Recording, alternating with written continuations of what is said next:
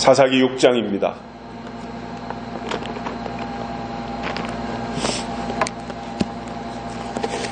오늘 주시는 하나님 말씀 사사기 6장 7절에서 10절까지 봉독해 드립니다.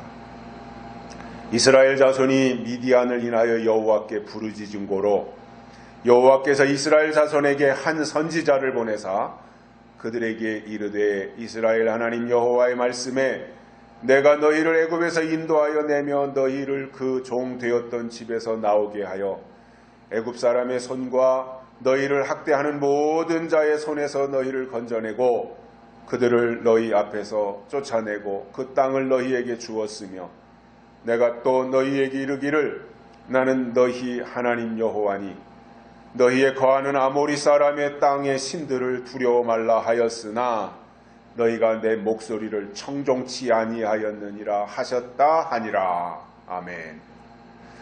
한 주간 동안도 건강하셨습니까? 날씨가 추워지고 있고요. 벌써 12월이 되어서 오늘 12월 첫 번째 주일이고 1년 52주 중에서 49번째 주일이 됩니다. 49번째 주일. 벌써 이제 한 해가 저물어가는 마지막 달을 우리가 맞이하고 있습니다. 뉴스를 통해서도 대략 듣고 계시겠습니다마는 작년 11월 한 달 동안 코로나에 걸려서 사망하신 분들이 우리나라에서 60명이었습니다. 작년 11월 한 달. 그런데 올해 11월 한 달 동안 코로나에 걸려서 돌아가신 분이 우리나라에서 800명입니다. 엄청난 숫자입니다. 문재인 정부가 내세운 위드 코로나는 완전히 실패한 것이고요. 이거는 국민한테 무릎 꿇고 빌어야 될 상황입니다. 잘못했다고. 그리고는 빨리 특단의 조치를 취하지 않으면 수습이 불가능할 정도의 상황이 되지 않을까 걱정이 앞섭니다. 그동안 이 정부는 K방역이라고 하면서 포장해가지고 자기네들의 실적이라고 선전을 했지만 그러나 백신이 없었던 작년 11월보다 전 국민의 80%가 넘는 접종을 마친 상황에서 사람들이 매일 수십 명씩 코로나에 걸려서 죽어나가고 있습니다. 아마 현재 이 상황이 우파가 정권을 잡고 있을 때 이런 상황이 일어났다면 아마 좌파들은 촛불을 들고 난리를 피웠을 겁니다. 그런데 좌파 정권이 들어서서 국민이 이 지경이 되는데 좌파 정부는 속수무책으로 아무것도 하지 못하고 여전히 쇼만 하고 국민들을 선동할 궁리만 하고 있다는 현실이 참으로 안타깝기만 합니다.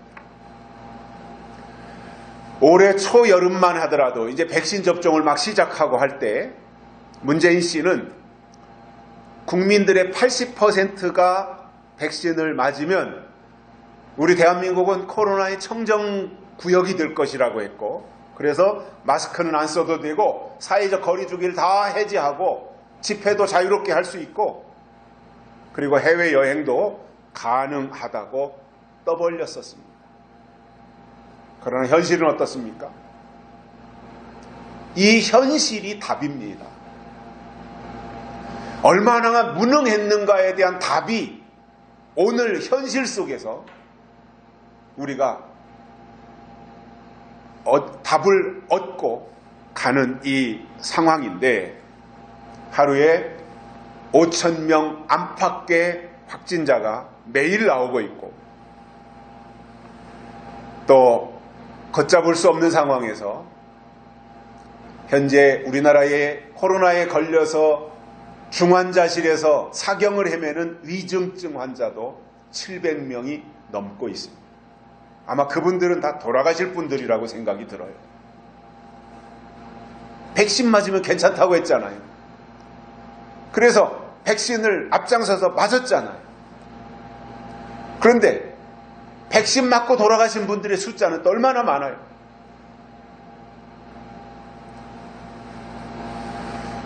이런 가운데 오미크론이라고 하는 변종이 나오면서 세계를 긴장시키고 있고 세계 경제가 마비될 조짐을 보이고 있습니다.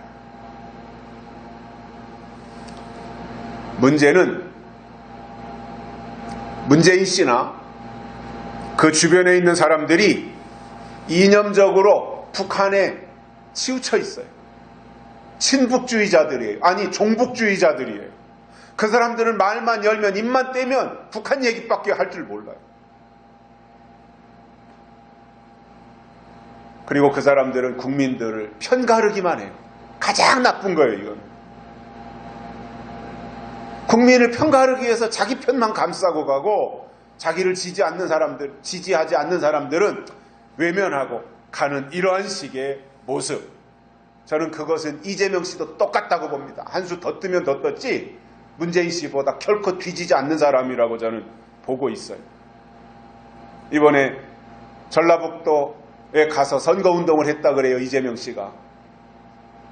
아마 오늘까지 전라도 유세를 하나 봐요, 2박 3일 동안.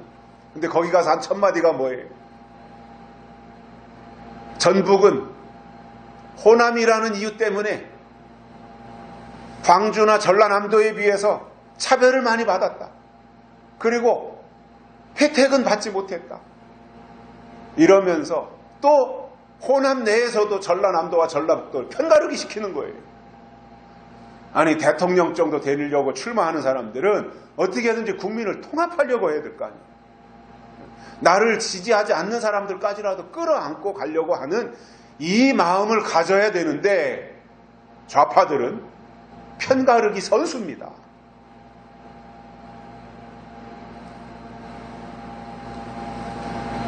그래서 그들은 국가의 경제를 살린다든가 국민의 생명을 안전하게 보호한다든가 이런 것에 대해서는 할 줄 모르는, 할 줄 아는 것이 별로 없는 무능한 사람들이다 보니까 코로나가 겨울에 폭발한다라고 하는 것에 대해서 전혀 예측하지 못했던 것 같습니다. 그들은 무엇을 가지고 선동할까? 이것만 생각하지 어떻게 정치를 잘해가지고 국민을 평안하게 해서 나라를 안전하게 돌보고 이러한 상황에서 국가를 참 태평성대를 이루게 할까 하는 것에 대해서는 별로 관심이 없는 것 같아요. 그 사람들 머릿속에는 무슨 DNA를 가지고 있는 사람들인지 알 수가 없어요. 그러면 아예 정치를 하지 말든가. 그런데 정치는 또 앞장서서 하려고 하고 그러면서 또 할 줄 아는 것은 거의 없는 이 사람들. 이들을 국민들이 이렇게 그냥 보고만 있어야 되겠냐는 거죠.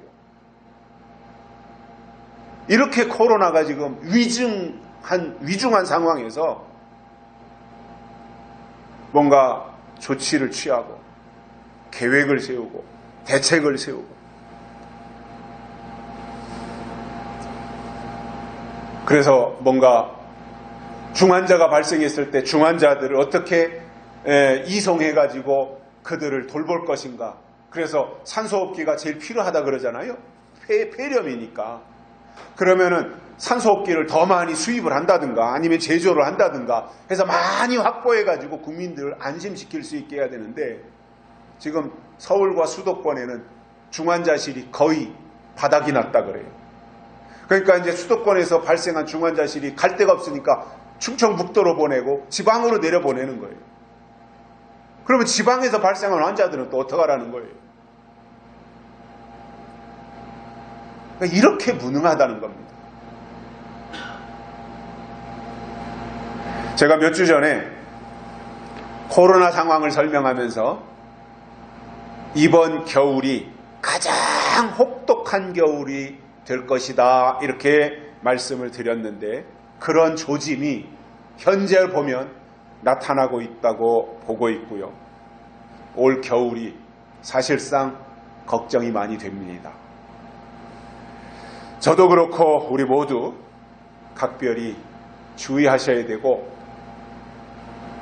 정부의 말을 믿기보다는, 믿는 게 정상이지만 현재로 볼 때는 정부의 말을 믿기보다는 자기가 관리를 잘하는 것이 더 중요하겠다, 이러한 나름대로의 생각을 가지고 있습니다. 자, 우리가 성경을 통해서 하나님을 믿는데, 하나님을 믿는 자들에게 있어서 가장 커다란, 무엇과도 바꿀 수 없는 축복이 있다면 그것은 하나님이 우리에게 성경을 주셨다는 거예요. 성경을 가지고 있다고 하는 것은 최고의 축복인 겁니다.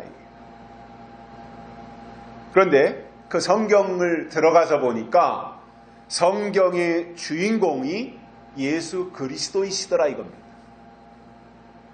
구약에서도 예수예요.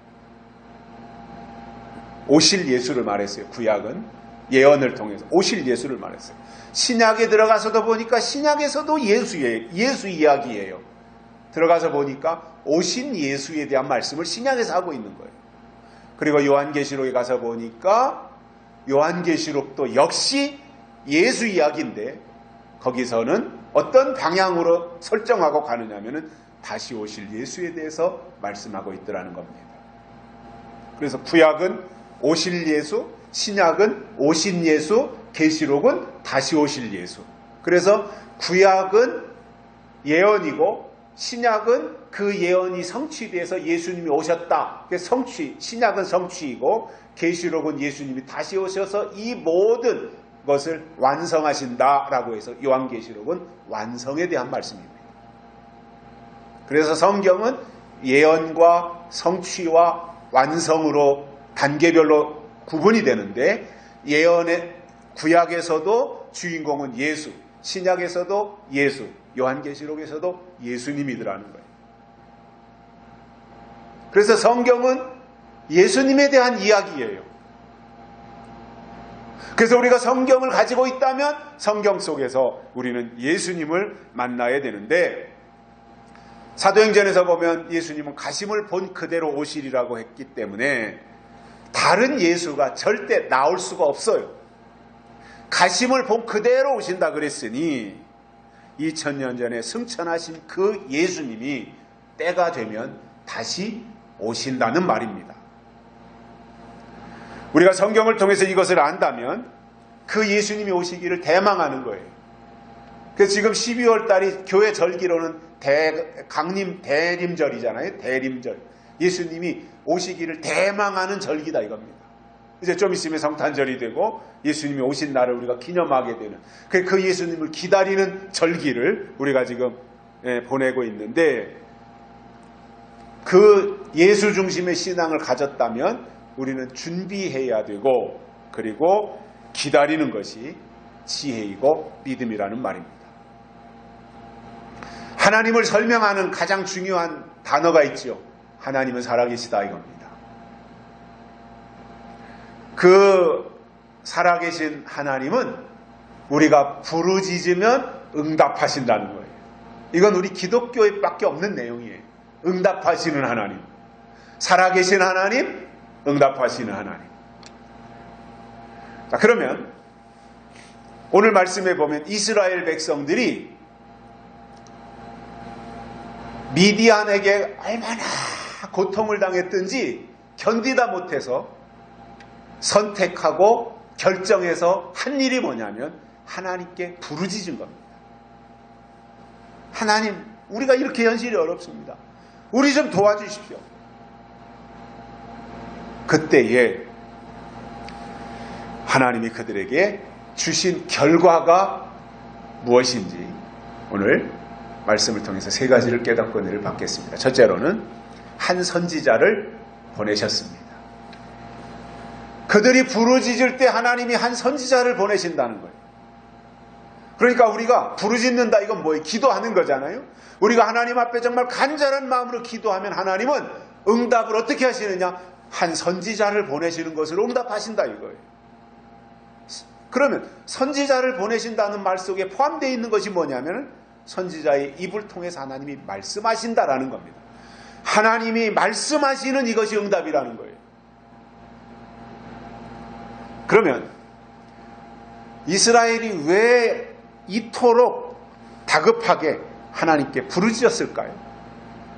왜 이다지도 다급한 목소리로 하나님을 찾았을까요? 사람의 종류가 있어요. 자기 마음대로 살아가다가 뭔가 위기를 만나면 그때 다급하게 막 문두드리면서 도와달라고 하는 사람이 있잖아요. 어떤 사람은 평소에 잘 유지하는 사람이 있고요.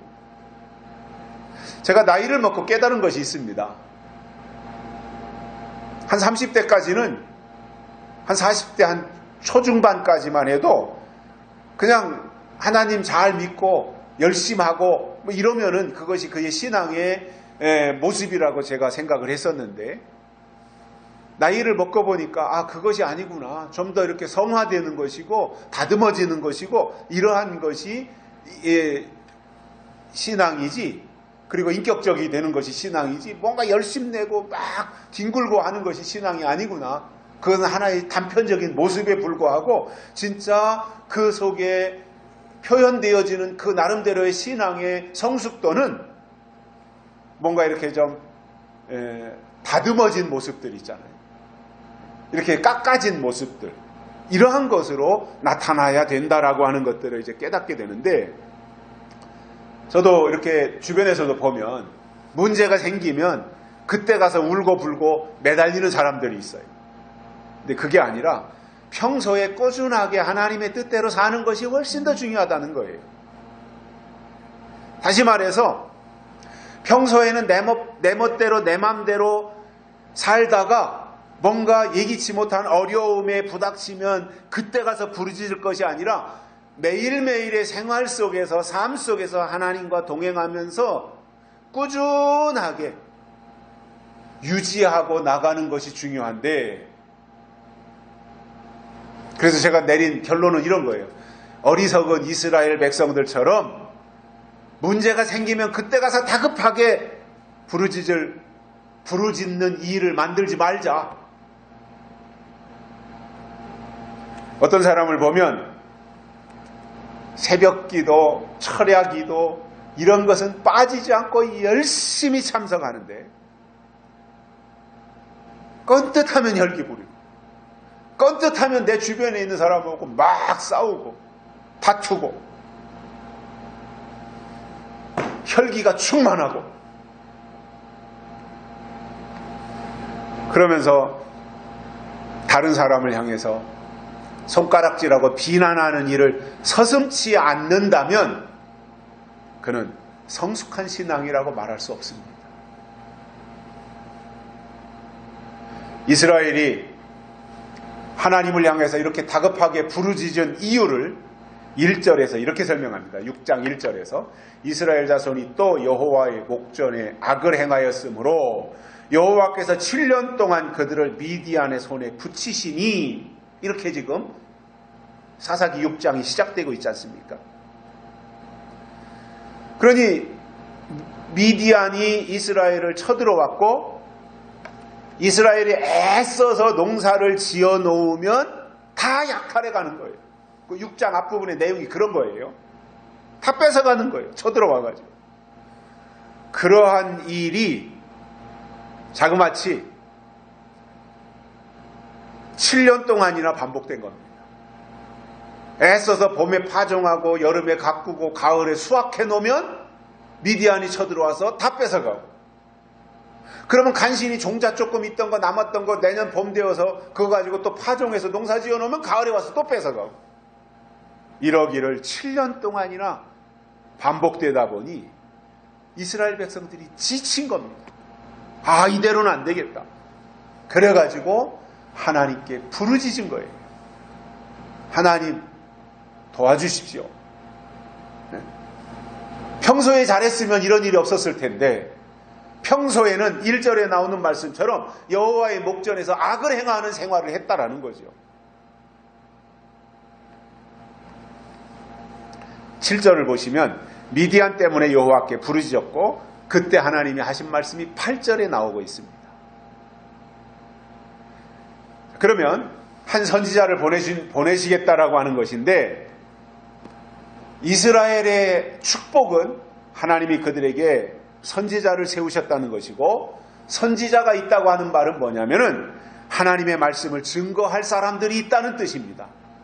즉 그들에게 말씀이 있다라는 거예요. 선지자가 있다는 것은 하나님의 말씀을 대언하는 사람들이 선지자니까, 선지자가 있다라고 하는 것은 하나님의 말씀이 그들 속에 있다는 거예요. 하나님이 이스라엘 백성들에게 선지자를 세우시는 이유는 선지자를 통해서 자기 백성들의 죄를 책망하는 겁니다.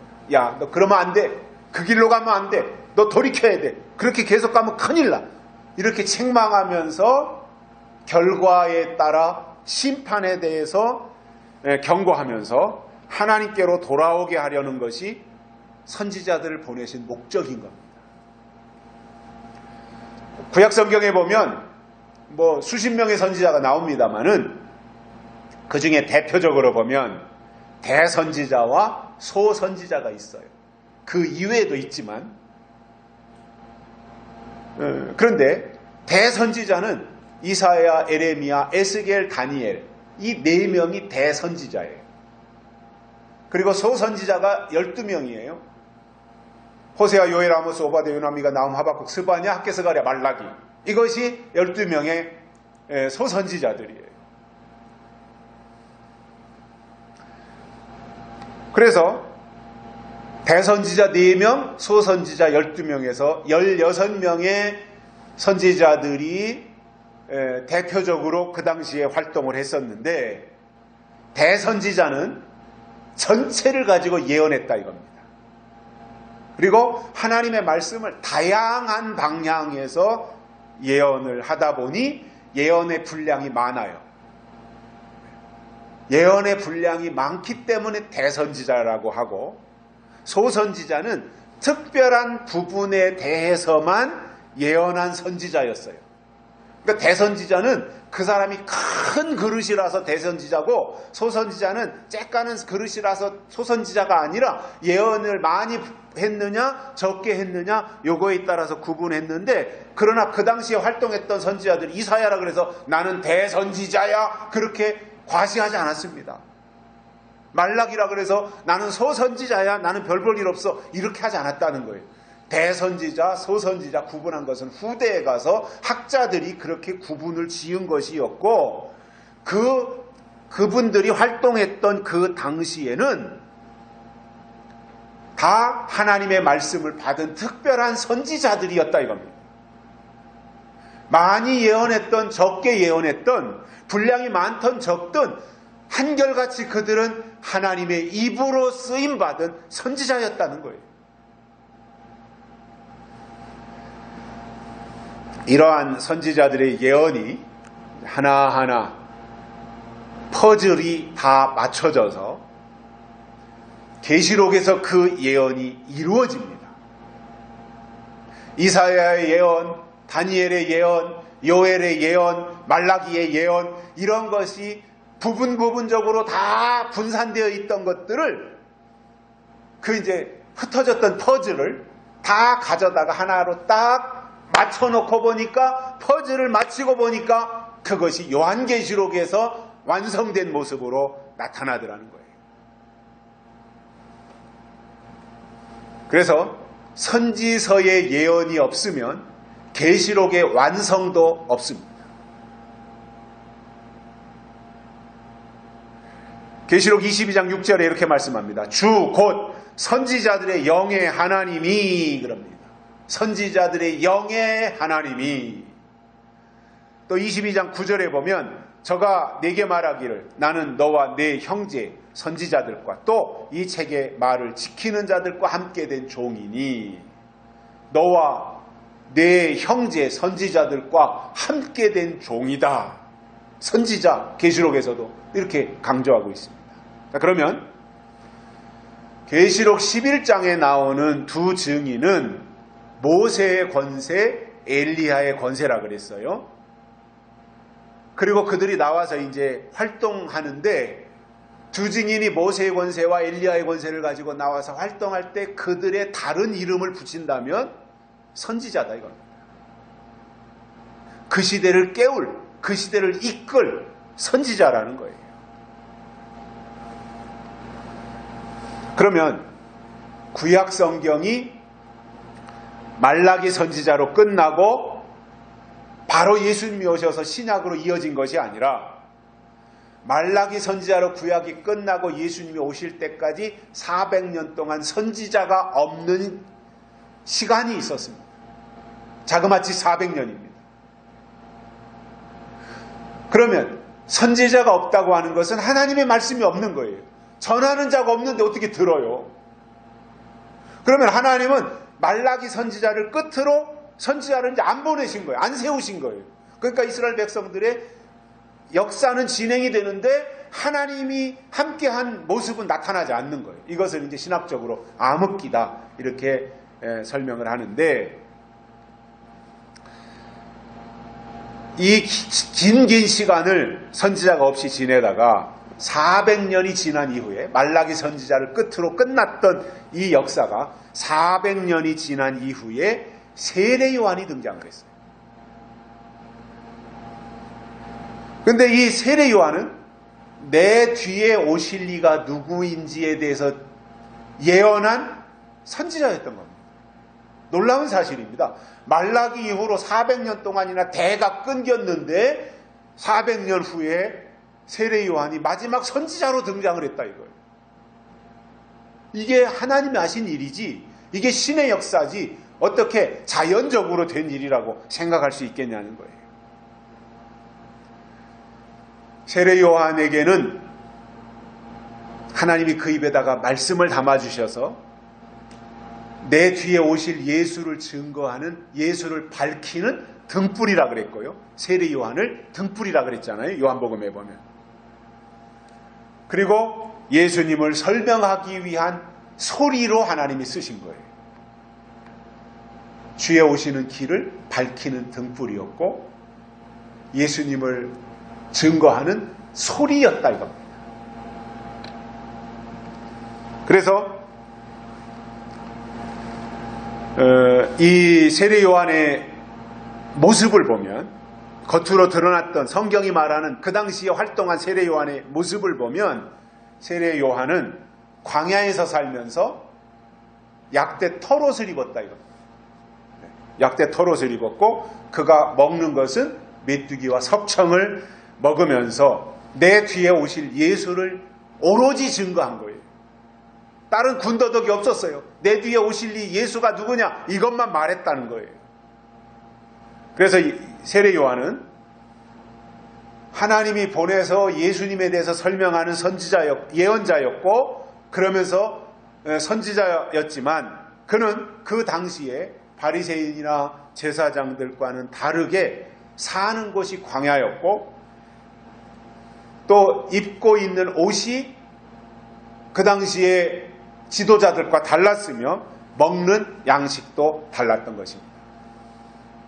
마찬가지로 이 시대의 우리가 하나님의 손에 붙잡혀 쓰임받을 종으로 하나님께 택함을 입었다면 우리는 있어야 할 자리가 어디냐 이거 알아야 돼요. 세례 요한이 광야가 있어야 될 자리였듯이 우리가 있어야 될 자리가 어디냐, 내가 입어야 될 옷이 뭐냐, 옷은 믿음이니까 내가 어떤 믿음을 가져야 되느냐 이것을 알아야 되고, 먹는 양식, 때를 따라 하나님이 주는 양식을 나눠주는 종이 복이 있다 그랬으니 내가 먹어야 될 양식이 무엇이냐 이거를 알아야 정상이라는 거예요. 세례 요한은 그 당시에 활동했던 다른 지도자들과는 달랐어요. 이스라엘의 축복은 하나님이 보내신 선지자가 있다는 것이었고, 선지자가 있다는 것은 말씀하시는 하나님이 계시다는 말이었습니다. 이스라엘이 하나님께 부르짖을 때, 간절하게 부르짖을 때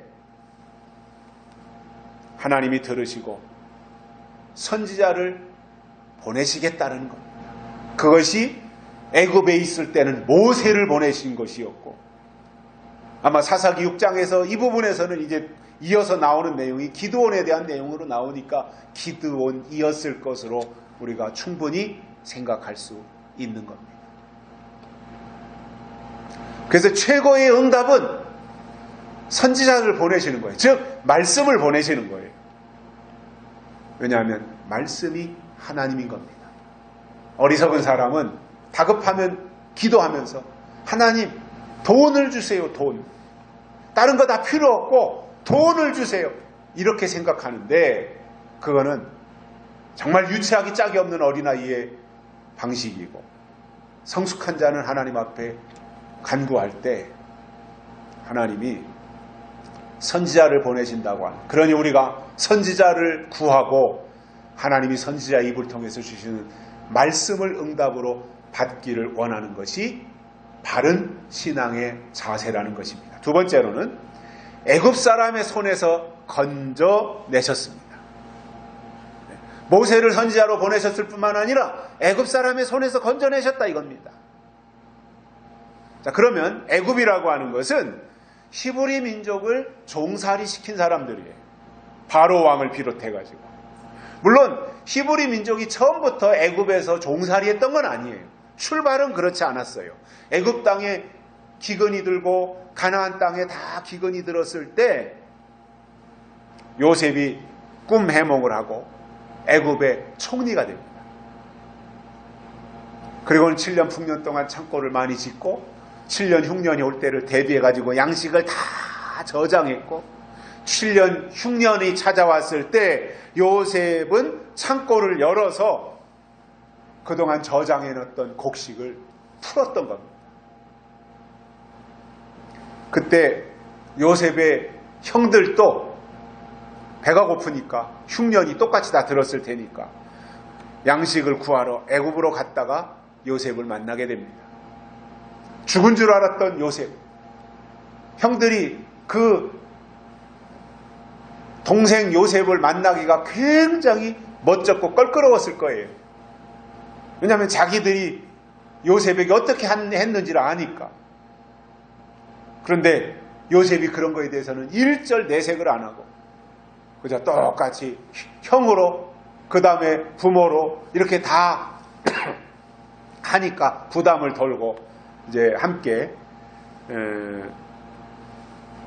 애굽으로 이주하게 됩니다. 요셉의 가족, 요셉의 형제들, 그 다음에 뭐 조카들 해가지고 아버지가 야곱이니까 야곱을 비롯해서 70명이 그대로 가나안 땅에서 애굽으로 초청받아서 이민을 간 겁니다. 그래서 애굽 땅에 거하게 됩니다. 대우받으며 거한 겁니다. 고센 땅이라는 지역에 장소를 정하고 거기에서 거하게 되는데, 그러다가 바로 왕이 죽고 요셉을 아는 사람들이 하나둘씩 세상을 떠나고 요셉도 죽었고, 그러면서 히브리 민족은 애굽 땅에서 누리던 지위를 상실했고, 그리고 이민족이라 그래가지고 이방인들이 애굽에서 볼 때는 이방인이라고 취급을 해서 종으로 전락시켜버렸습니다. 그 세월이 430년이었고 나중에 모세에 의해서 하나님이 히브리 민족을 구출해내셨던 겁니다. 신약에 와서 애굽은 하나님께로 가야 될 영혼을 사로잡는, 그래서 종의 신앙으로 만드는 약속이 없는 신앙을 애굽이라고 말하는 거예요. 그러면 하나님의 궁극적인 목적은 뭐예요?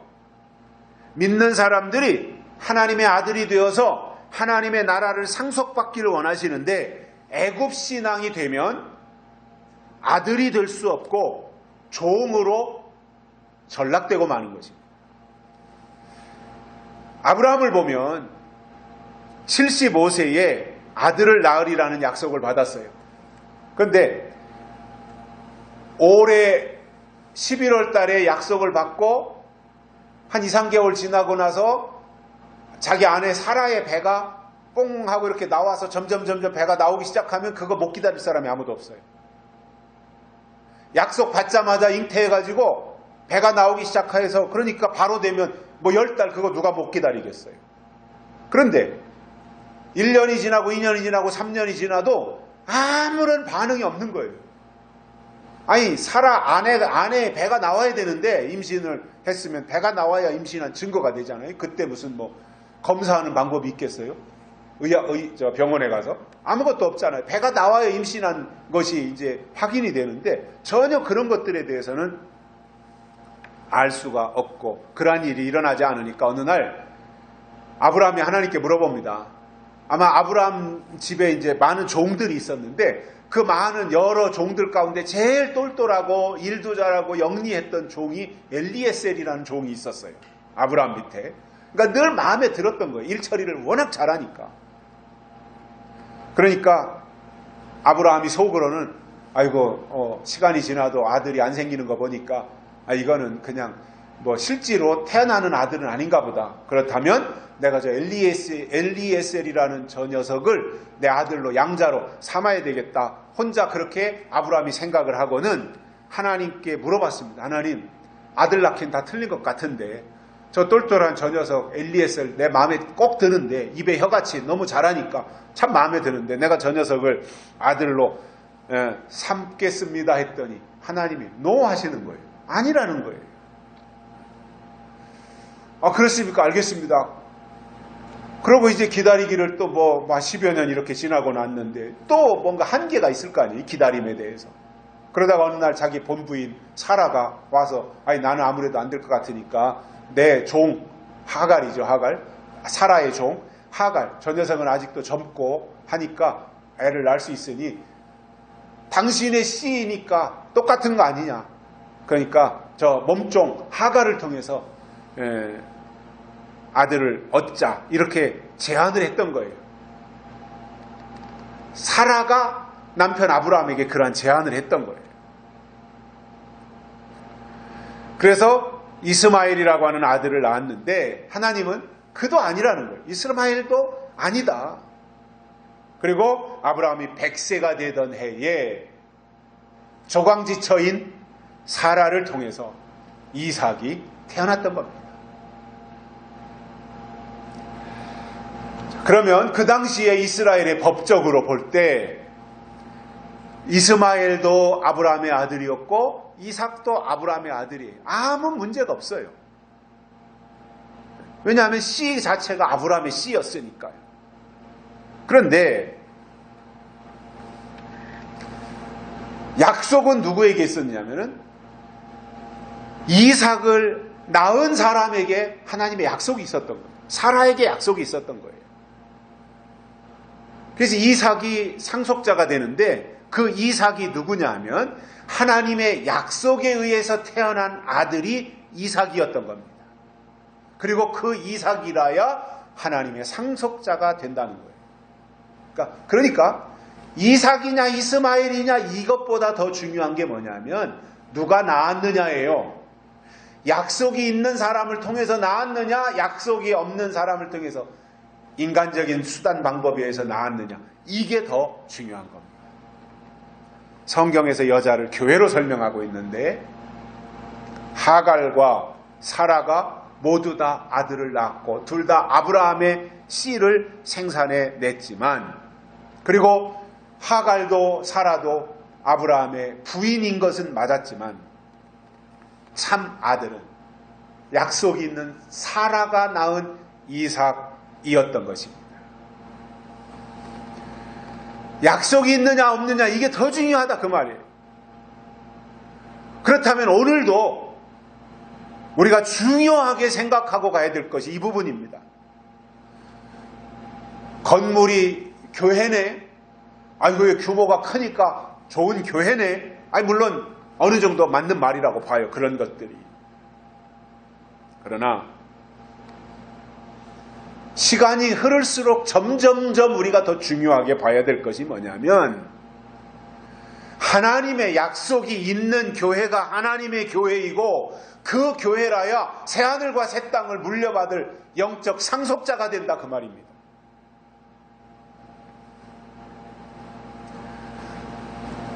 이렇게 되면 하나님의 약속에 의해서 태어난 아들은 하나님이 반드시 애굽의 손에서 구출해 내시겠다고 하는 약속인 것입니다. 요한계시록에도 보면 애굽에 대해서 설명하는 내용이 나오는데 11장 8절에서 이렇게 설명합니다. 저희 시체가 큰 성길에 있으리니 그 성은 영적으로 하면 소돔이라고도 하고 애굽이라고도 하니 곧 저희 주께서 십자가에 못 박히신 곳이라 이렇게 말씀하고 있습니다. 영적으로 하면 소돔이라고도 하고 애굽이라고도 한다. 영적으로 하면 이게 중요한 거예요. 그러니까 영적으로 하면 이 말은 과거에 있었던 실질적인 역사적 사실이 아니라는 말이에요. 이것은 앞으로 일어날 일이고 예언적 사건이다 이 말입니다.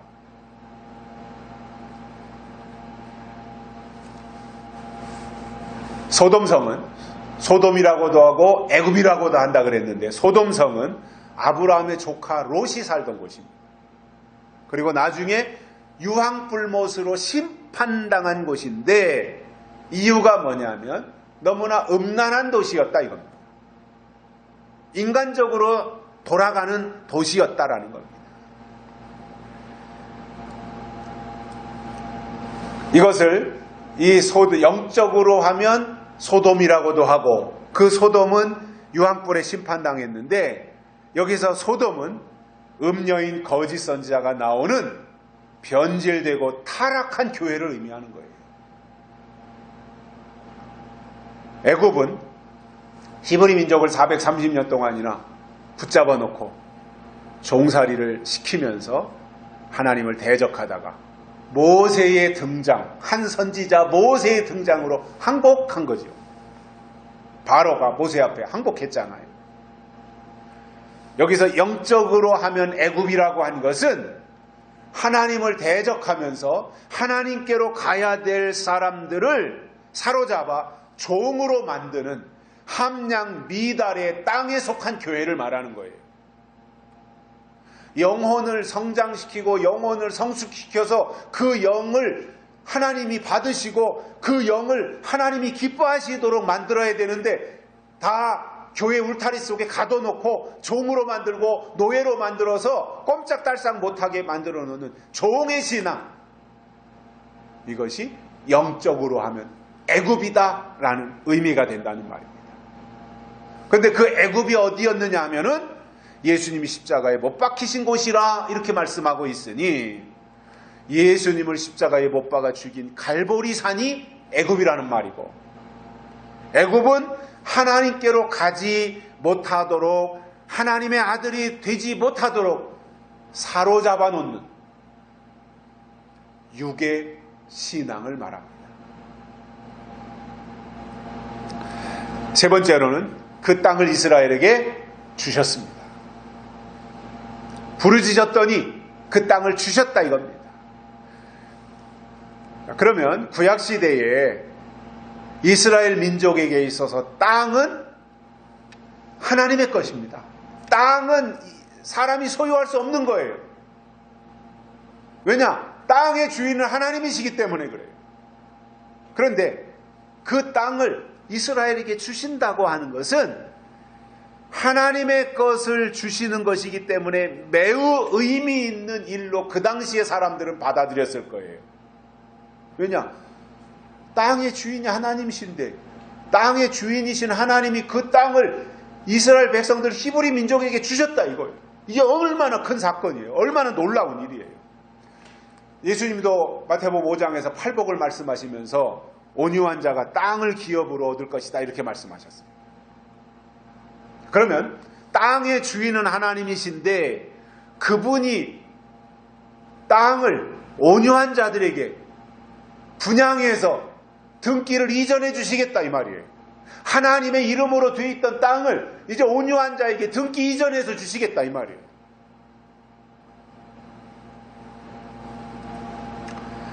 이스라엘 백성들을 보면 실제적으로 모세가 죽고 나서 여호수아와 갈렙의 인도함을 받아서 요단강을 건너 가나안 땅에 들어갑니다. 그리고 가나안 땅을 다 정복해서 일곱 족속들을 다 쫓아내버리고, 그리고 여호수아와 갈렙이 가나안 땅을 12지파에게 고르게 분배를 합니다. 물론 유다 지파 같은 경우에는 많이 받지요. 이제 분배를 하는데 12지파가 다 이제 가나안 땅에 들어가서 땅을 받아요. 그러니까 땅을 소유하게 된 거예요. 지파별로. 물론 개인 소유는 아니었지만 지파별로 이제 땅이 다 생긴 거예요. 자기네 땅이. 그러면 우리가 성경을 통해서 부르짖는 자에게 하나님은 땅을 주신다고 하셨으니 애굽에서 종살이하던 이스라엘 백성들에게는 가나안 땅을 주신다는 말씀이 되고, 은혜 시대에 하나님을 믿었던 사람들에게는 천국이라고 하는 땅을 얻게 되는 것이며, 요한계시록에서는 새하늘과 새 땅으로 연결되더라는 겁니다. 그래서 하나님이 땅을 주신다고 하는 것은 하나님의 소유를 이전해 주신다는 말도 되지만, 다른 말로 한다면 하나님 자신을 주신다는 의미가 더 큰 거예요. 히브리 민족에게는 하나님을 주시겠다 이거예요.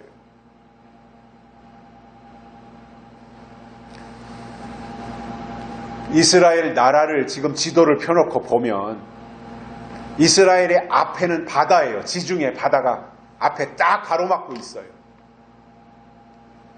그리고 뺑 돌러 위로부터 레바논, 시리아, 이라크, 요르단, 이란 이렇게 뺑 돌래 아주 아랍 나라 국가들이 이스라엘을 감싸고 있어요.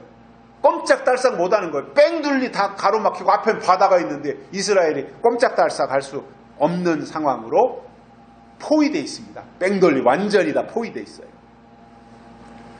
그런 속에서 우리가 상식적으로 볼 때 살아남는다고 하는 것이 불가능하게 보이지만, 그런데 지금까지 털끝 하나, 머리카락 하나 건드리지 못하고 굳건하게 이스라엘이 저토록 큰 소리 빵빵 치면서 살아가는 이유는 하나님이 그들에게 그 땅을 주셨기 때문입니다. 이건 약속이기 때문입니다. 이사야 43장에 보면 물 가운데로 지날지라도 물이 너를 침몰치 못하며 불 가운데로 지날지라도 불이 너를 사르지 못할 것이니 너는 내 것이라, 이렇게 말씀하고 있어요. 하나님의 것이라는 거예요. 그래서 민족이든 나라든 개인이든 하나님의 것이 되면 하나님은 그들을 끝까지 보호하시고 머리카락 하나 상하지 않도록 철저하게 지켜주시겠다라는 약속인 겁니다. 고난이 없다는 얘기가 아닙니다. 그것과는 별개인 겁니다. 하나님이 그들을 끝까지 보살펴 주신다라는 거예요. 사도행전에서도 보면 초대교회가 엄청난 박해를 당하잖아요. 스데반이 돌에 맞아 죽고 막 이러면서 이제 대박해가 시작이 되면서 뿔뿔이 다 흩어졌어요. 다 사방 나라로 딱 터졌어요. 그래서 디아스포라가 되었어요. 흩어진 유대인들이 된 거예요. 디아스포라. 나라가 없어요. 이제 다 흩어졌으니까요. 그래서 이스라엘은 나라를 잃어버리고 1900년 동안이나 나라 없이 유랑 생활을 했습니다. 그러다가 1948년 5월 14일 날 이스라엘이 드디어 나라를 회복하고 독립을 합니다. 우리나라는 1948년 8월 15일 날 국가를 건국하는데 45년 8월 15일 날 해방이 되고 48년 8월 15일 날 대한민국을 건국합니다. 이승만 대통령이. 그런데 그것보다 조금 빨리 48년 5월 14일 날 건국을 한 거예요, 이스라엘이. 저는 이런 것들을 볼 때, 이건 다 사실이잖아요, 사실. 이런 것들을 볼 때, 아하, 셈족이 서쪽으로 가서 이스라엘 그쪽 지역을 차지해서 벨렉 족속을 이루고, 동쪽으로 왔던 욕단 족속에 의해서 한민족을 이루었는데, 한민족의 역사와 이스라엘 욕단 족속의 역사와 벨렉 족속의 역사, 즉 히브리 민족의 역사와 한민족의 역사가 어쩌면 이렇게 일맥상통하는가. 수없는 박해와 어려움을 이스라엘도 당했는데 우리나라도 900번이 넘는 외세의 침략을 수도 없이 받으면서 벌써 없어져야 되는 나라가 길이길이 이렇게 살아서 이제는 세계 10대 강대국이 됐잖아요. 경제력에 있어서 세계 10대 강대국. 저는 이러한 것들을 볼 때 뜻이 있다. 이거는 우리 민족이 물론 유전자가 우수한 유전자를 가지고 있고 끈질긴 면이 있기 때문에이기도 하지만 그것으로 이렇게 명맥이 유지되는 건 아니라 하나님의 섭리가 있었기 때문이다 이렇게 생각을 해요. 이스라엘 속에도 하나님의 섭리가 있었기 때문에 그 어려운 여건 속에서 나라를 다 잃어버리고 뿔뿔이 흩어졌던 나라가 1900년 만에 돌아와서 나라를 되찾아 회복해서 저렇게 강대국이 된다고 하는 것은 이건 기적이지 않습니까? 역사를 보면 유태인들이 얼마나 핍박을 받고 모함을 당하고 중상모략을 당하고 죽임을 당하고 했습니까? 독일의 히틀러가 독일을 장악했을 때 유태인들을 그렇게 미워한 거예요. 히브리 민족. 그래가지고는 다 잡아다가 가스실에 넣어가지고 600만 명이나 히틀러가 유태인 대학살을 했잖아요. 독일만 그런 게 아니에요. 소련도 그랬어요. 러시아. 그들도 유태인들을 미워하며 말살했어요. 뿐만 아니라 그 유럽에 있는 나라들이 유태인들을 싫어했어요. 다. 역사를 보면 그래요. 세계사가. 이 지경이 되었다면은 뿔뿔이 흩어졌으니까 무슨 결집을 할 수 있습니까? 뿔뿔이 흩어졌으니까 그냥 나라 없는 떠돌이 사람들, 보트 피플처럼 그렇게 여기저기 뜨내기로 돌아다니는 집시처럼 그렇게 살면서 여자들은 또 여기저기 돌아다니며 피가 다 섞이고 피 섞인 애들이 또 거기서 태어나고 이렇게 하면서 흔적도 없이 사라졌어야 되는데 멸종됐어야 하는데 저렇게 견고하게 살아서 지금도 유태인들이 세계 경제를 장악하고 있잖아요. 유태인들이 세계 돈을 다 가지고 있잖아요.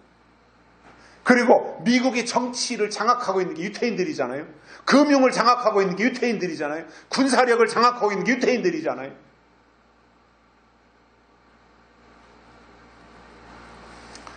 지금 이스라엘 땅에서 살고 있는 이스라엘 민족이 약 900만 명 정도밖에 안 됩니다.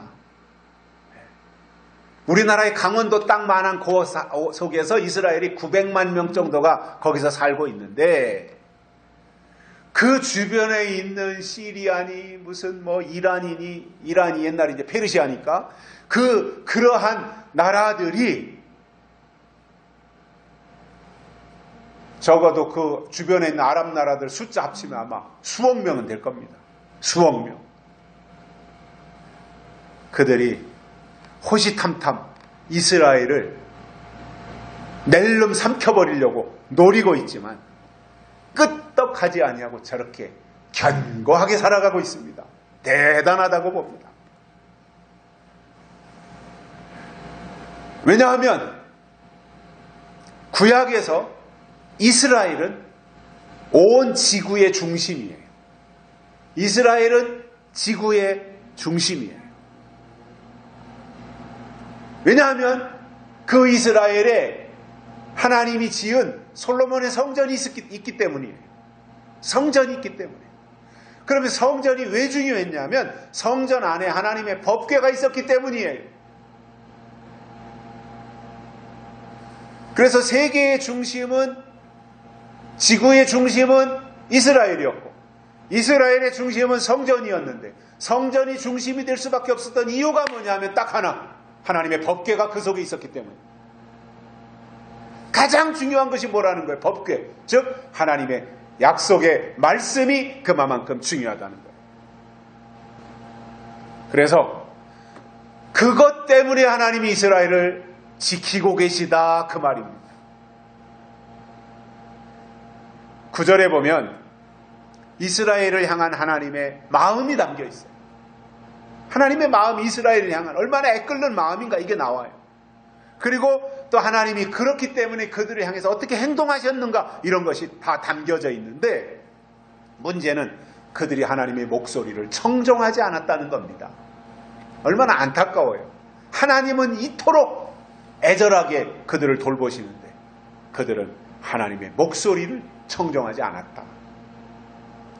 결론으로 하나님께 부르짖으면 하나님은 그들에게 한 선지자를 보내시고 애굽 사람의 손에서 건져내시며 그 땅을 주시겠다라고 약속하신 겁니다. 그러면 하나님은 중심을 보신다 이거예요. 그렇기 때문에 우리가 진심으로 하나님께 다가가고 하나님의 음성 듣기를 좋아하고 하나님 목소리 듣는 것을 어떤 것보다도 더 기쁘게 여기고 그리고 하나님께 다가가서 하나님과 친밀해지면 하나님은 그에게 응답하셔서 더 좋은 것으로 채우시고 그것을 우리가 잘 유지하며 오르락 내리락 하지 않고 들쑥날쑥하지 아니하고 꾸준하게 그 상태를 유지하면서 요란 떨 필요도 없잖아요. 성숙한 사람들이 뭘 요란을 떨어요. 어린애가 요란 떨어. 좋으면 헤헤거리고 좀 싫으면 막 떼글떼글 둥글면서 땡깡 부리고 이건 어린애들이고 성숙한 사람은 변화가 없잖아요. 좋아도 그냥 아이고 잘했다. 좀 나빠도 아이고 좋은 날이 오겠지. 그러면서 그냥 꾸준하게 가는 거잖아요. 이게 성숙한 사람들의 모습이 아닐까 이런 생각을 하면서 하나님의 것을 우리 속에 간직하고 지속할 수 있는 믿음의 장부들이 되시기를 주의 이름으로 축복합니다. 살아계신 하나님 아버지 감사합니다. 오늘 또 우리를 불러주시고 하나님의 말씀을 듣게 해주셔서 감사를 드립니다. 오늘도 우리가 들은 이 말씀이 유가되어서 이스라엘 백성들처럼 하나님을 향해서 불순종하고 거역하지 아니하고 끝까지 하나님의 뜻대로 살아가는 저희들 되도록 은혜를 베풀어 주옵소서. 다시 오실 예수님의 이름으로 간절히 기도드리옵나이다. 아멘. 483장 부르시면서 헌금 드리시겠습니다. 483장 1절과 4절 부르십니다.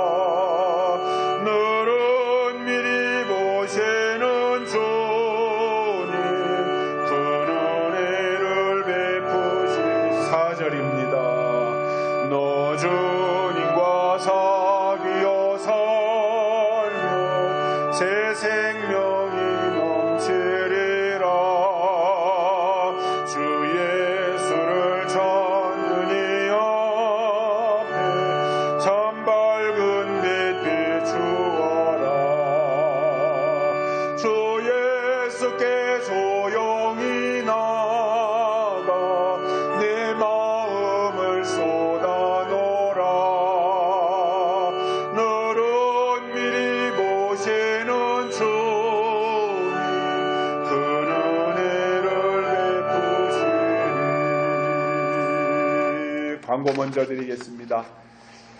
12월 달에는 로마서와 스가랴서 묵상하시고요. 예정했던 진리축제는 코로나가 또 확산되고 또 거리두기가 강화됨으로 인해서 연기합니다.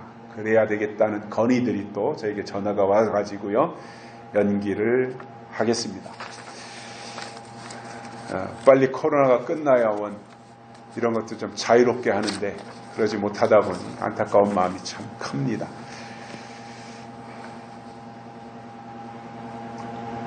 기도하시겠습니다. 하나님 아버지, 우리와 늘 함께하여 주시고 하나님의 거룩하심을 닮아가게 하시며 하나님의 뜻을 늘 우리 속에 간직하고 하나님 보시기에 합당한 모습으로 우리가 이 땅에서 살기를 원합니다.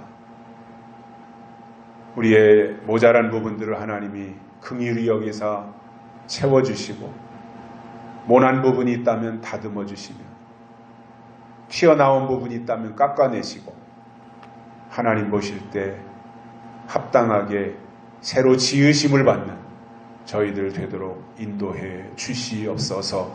하나님께 헌금을 드렸습니다. 쓰여지는 곳에 놀라운 하나님이 기적이 있게 하시고 우리의 손길에 필요한 것을 하나님이 채우시사 이 땅에서 살아가는 모든 날 동안 하나님의 일을 감당할 수 있을 만큼의 필요한 것들을 하나님이 공급해 주시옵소서. 쓰여지는 곳에도 놀라운 하나님의 기적이 있어서 더 많은 영혼을 살리고도 남음이 있을 만큼 하나님이 채우시는 놀라운 역사를 경험할 수 있도록 우리의 현장도 하나님이 지켜 주시옵소서. 이제는 충성된 증인으로 죽은 자들 가운데서 먼저 나시고 땅의 임금들의 머리 되신 우리 주 예수 그리스도의 은혜와 죄에서 우리를 해방하시고 나라와 제사장으로 삼으시는 하나님 우리 아버지의 극진하신 사랑하심과 우리를 진리 가운데로 인도하시고 예언의 말씀을 통해서 장래일을 알게 하시는 성령님의 감화 교통 위로 내주 충만하심이 오늘도 하나님 앞에 나와 말씀을 듣고 이 말씀이 유가되어져서 주님 오시는 그날까지 하나님을 섬기며 하나님을 가까이하며 하나님의 뜻을 되새김질하면서 살기를 원하는 사랑하는 종들의 머리 위에와 가정과 자녀들과 기도하는 모든 제목 위에 이제로부터 영원토록 함께 있을지어다. 아멘.